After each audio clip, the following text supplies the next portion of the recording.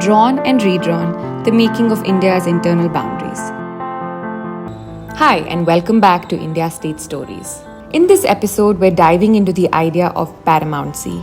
This was a term that the British used all the time, but it never actually had a legal definition. Still, it carried a lot of political weight. We look at how the British Crown slowly set itself up as the final authority in princely affairs, pushing aside local independence and traditional diplomacy.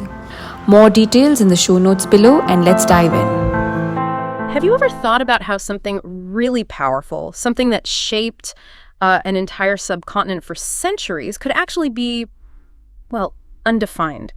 How can a concept be so central yet so deliberately elusive? Today, we're taking a deep dive into precisely that: paramountcy. It's this unique, often ambiguous system the British Crown used to assert its supremacy over India's hundreds of princely states. We've been digging into some really fascinating historical articles, research papers, and key official documents like the White Paper on Indian States and the famous Butler Committee report. Right, and our mission for you, the listener, is to really unpack what paramountcy truly was. We want to trace how it evolved, from maybe a vague idea into a core part of British rule. And we'll look at its huge impact on society, on governance, and also its surprisingly interesting afterlife, even after India became independent. Okay, let's get into it. This concept, paramountcy, how did it even come about? It doesn't sound like something created by a single law or decree, more like something that just grew. That's exactly right. It wasn't born overnight. Paramountcy really developed organically, you could say, as the British consolidated their power across India. This was especially true after the decline of the big established powers like the Mughals and the Marathas. Figures like Governor-General Wellesley were pretty key in pushing the British towards being the supreme authority.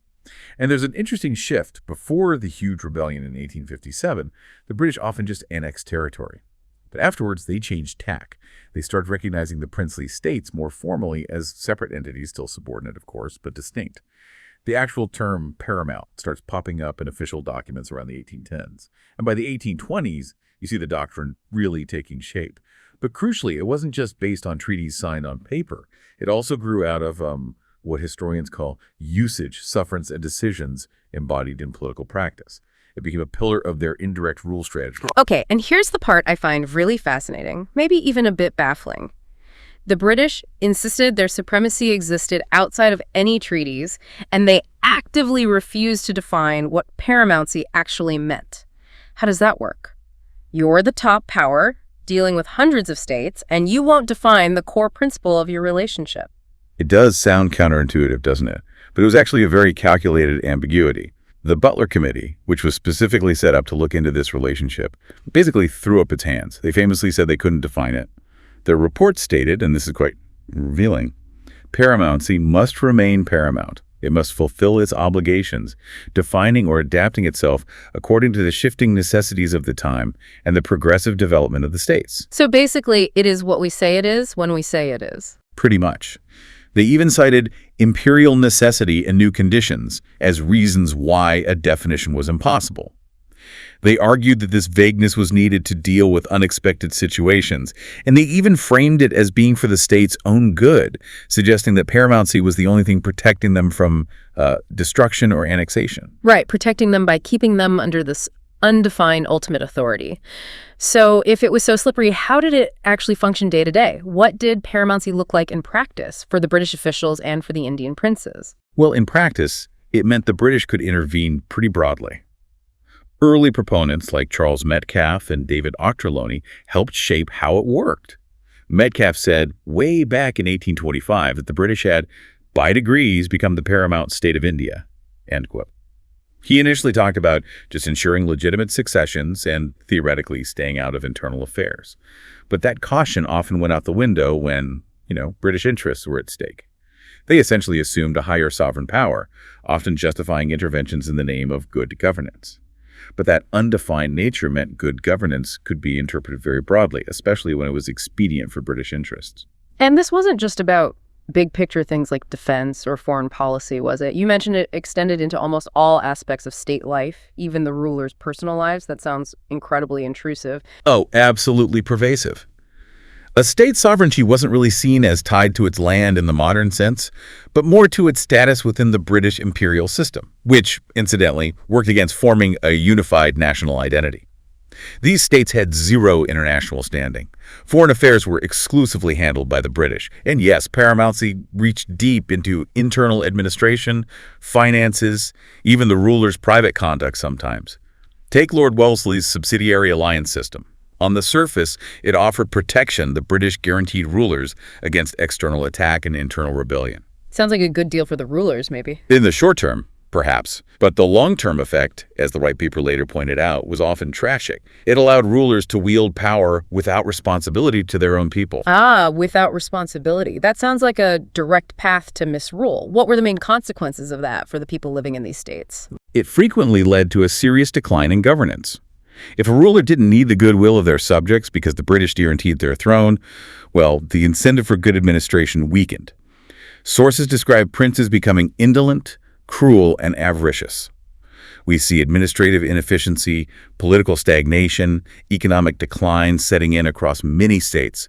It all served British interests, keeping these areas compliant, but often at the cost of the well-being of their populations. The underlying theory was stark. Government is not for the people, but the people for the king. Grim. And were there economic controls, too? Definitely. Economically, paramountcy meant extracting resources, often through subsidies or tribute demanded by treaties. The British heavily influenced state finances, things like salt and opium revenues. They controlled key infrastructure railways, telegraph lines vital for their strategic and economic grip. They even asserted judicial power over Europeans within the states and in designated cantonment areas. And to visually reinforce this hierarchy, they created the salute table. The salute table, what was that? It was a formal ranking system. The number of cannon shots fired as a salute for a ruler directly corresponded to their perceived importance and status within the empire. It was a very public, very clear way of showing who was subordinate to the crown, basically reinforcing their role as vassals. Wow, so it's a complex picture. For the British, paramountcy meant cheaper administration, reliable allies in many cases. But for the states, it meant protection, yes, but also being shielded from democratic movements and progress. That's a good summary. It certainly delayed political development and participation for millions living under princely rule. But we should add a nuance here. It wasn't always just the British imposing this. The Maharaja of Patiala made a point, dispelling what he called the common mistake, that the states only existed because of the British. He argued many states were ancient, predating the British, and some actively sought British protection. Why? To get out from under heavy tributes demanded by powers like the Marathas. They saw British supremacy as perhaps the preferable option at the time. That adds another layer, doesn't it? A pragmatic choice, maybe, in a very turbulent era. Okay, so let's fast forward. India is on the brink of independence in 1947. What happens to this all-powerful yet undefined concept of paramountcy? This is where things get really critical. The British government announced that with the transfer of power to the new dominions of India and Pakistan, paramountcy would simply lapse. It wouldn't be transferred. The Indian Independence Act of 1947 made it official.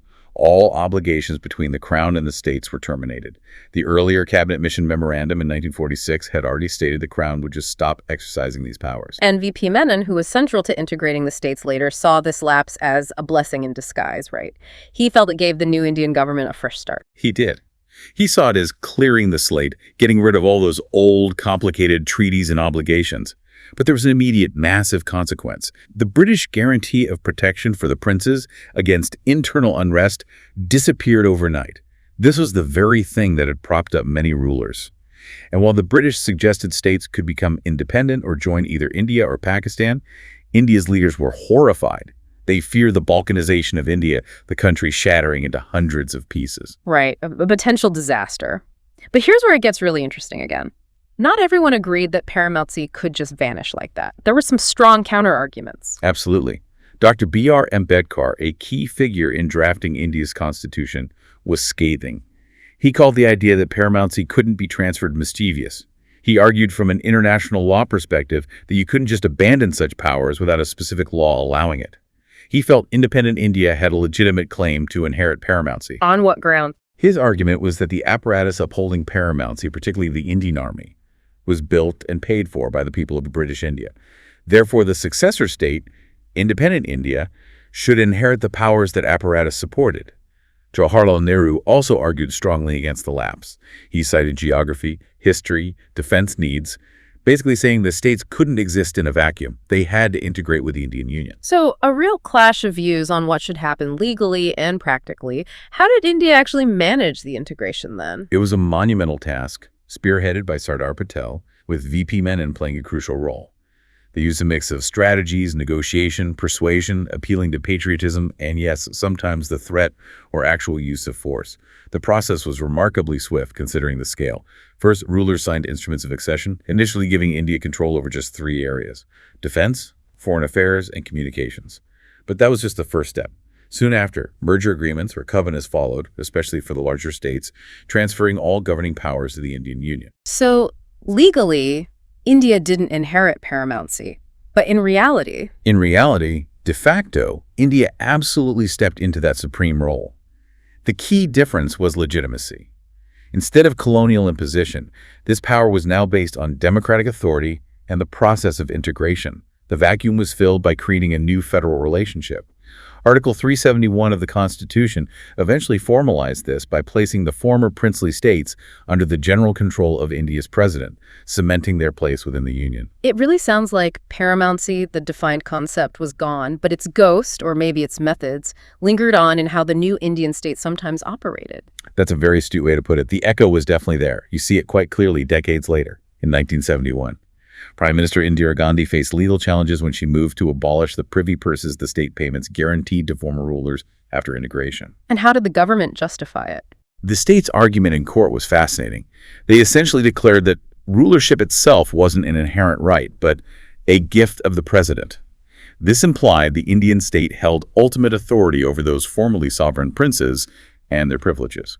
So in an almost ironic twist, the independent democratic Indian state ended up using a similar kind of ambiguous supreme authority argument, echoing colonial paramountcy, but this time to push forward democratic consolidation and national unity. Exactly. It's a powerful example of how tools and concepts of power can be repurposed across historical eras, even by fundamentally different political systems. What an incredible story we've unpacked in this deep dive. From paramountcy's origins as this elusive, deliberately undefined power, through its huge, often contradictory impact on the princely states and their people, its messy, contested lapse at independence, and then its shattering reappearing decades later. And if you think about the bigger picture here, the story of paramountcy is more than just a chapter in Indian history.